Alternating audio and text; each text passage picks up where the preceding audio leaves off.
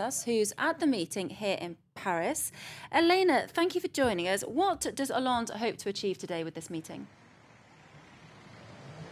Well, he's gathered together a whole host of other European socialist leaders, Sigmar Gabriel, head of the German SPD, Pierluigi Bersani, who's head of the Italian left, the Democrat Party there. What he's trying to do is prove that he's not isolated on Europe. That's a weak point of his. Foreign policy has never been his strong suit. And the right-wing UMP has really jumped on his plan to renegotiate that budget treaty, which, as you said, forces states to stick to strict spending limits. They've jumped on it as evidence that his European policy is naive and unrealistic and that he's isolated. They say it can't be renegotiated. He's trying to prove he's not the only one in Europe who wants to have another look at this.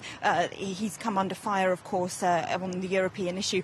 The right-wing European leaders, Angela Merkel, Mario Monti, Mariano Rajoy, David Cameron, apparently, according at least to a report in Der Spiegel, which they have all denied, had come to a secret pact not to meet him during his election campaign to try and make him look less credible next to Nicolas Sarkozy. Even if that isn't true, it still raises questions about how he is going to work with them, because if elected, he would be the only left-wing leader, in Europe among a whole swathe of right-wing leaders who've been brought to power on very strict austerity measures that they're planning to put in place to try and deal with this economic crisis. And of course, that's why this meeting's also important for his German and Italian counterparts who are here.